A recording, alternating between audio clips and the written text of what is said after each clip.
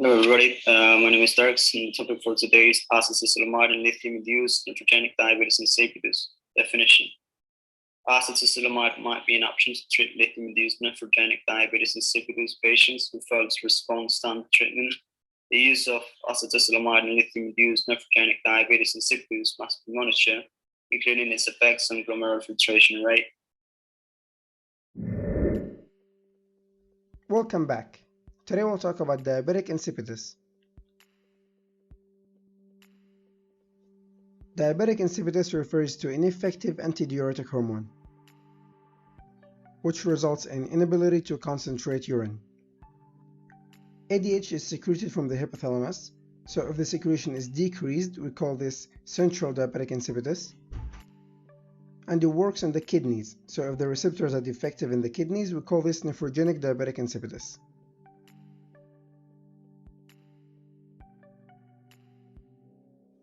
The cause for central diabetic insipidus is basically anything that can damage the brain and decrease the secretion of ADH. The diagnosis is basically made by imaging studies where we see damaged brain, or by administering ADH and reversing the pathophysiology of central diabetic insipidus. In other words, if administration of ADH results in concentrated urine, this is the central type. The treatment is ADH analogs and hydration.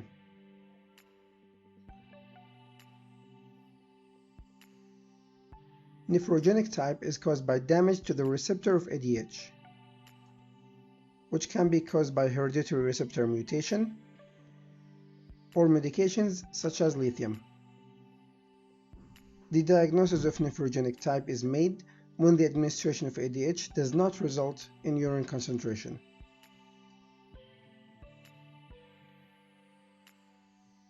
The treatment of the nephrogenic type is a little bit tricky, so I'm going to try explaining each medication as we go on so you can memorize them better. Thiazides are used because even though they are diuretics, they cause concentrated urine. NSAIDs are used because they break prostaglandin, which normally breaks ADH. So NSAIDs salvage whatever ADH we have left. Amiloride is especially effective in lithium-induced diabetic insipidus, and it doesn't hurt to give hydration and salt restriction.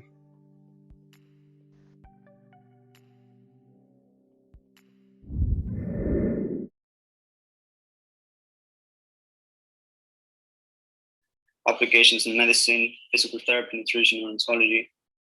In an animal model of LNDI, acetazolamide was as effective as a combination of hydrochlorothiazide and amiloride in reducing polyuria and increasing urine osmolality and AKP2 dependence. Other data suggested that thiazide's beneficial effects in lithium-induced NDI may derive from inhibition of CA, both direct vascular effects and also antidiuretic and alkalinization of urine in LNDI mice lacking infancy. Pros and cons. In pros, Root and co-workers concluded that the reduction of polyuria after acetazolamide treatment was partially caused into the glomerular feedback response and reduced glomerular filtration rate, which also contributed to the reduction of in-urinary prostaglandin E2 levels and to the amelioration of the LNDI. Cons. Acetazolamide also showed fewer side effects, in particular the thiazide amiloride treated mice developed hyponatremia, hypokalemia, hypocalcemia, metabolic acidosis, and increased serum lithium concentrations. And these side effects were not observed in the acetazolamide treated mice.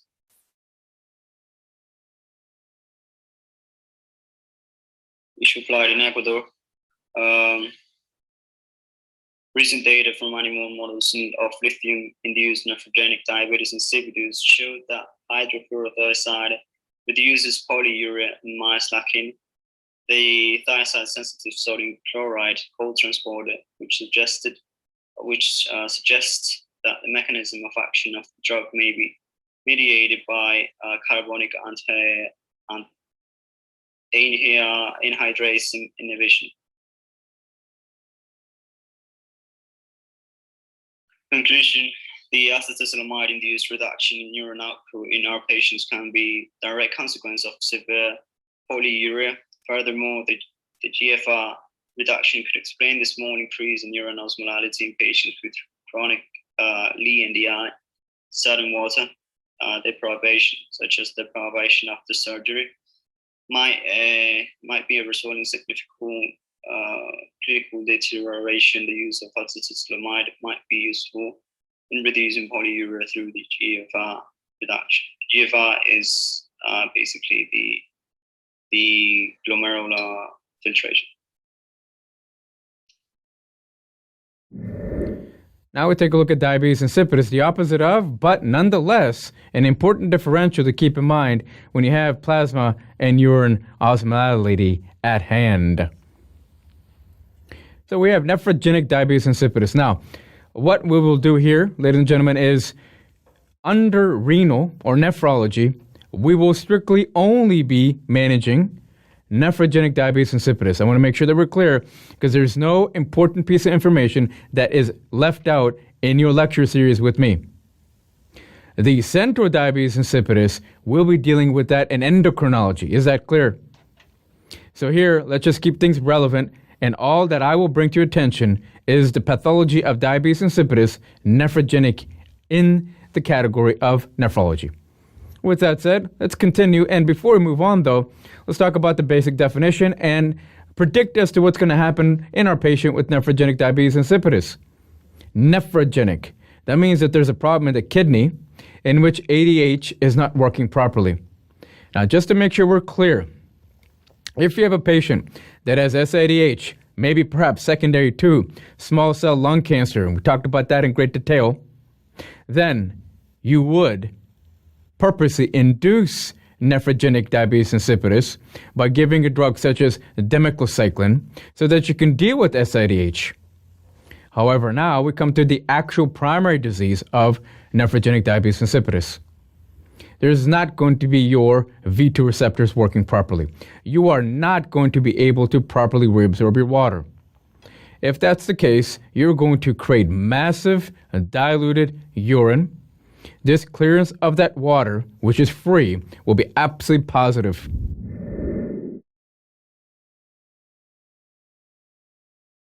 That's all for now. Thank you for the time.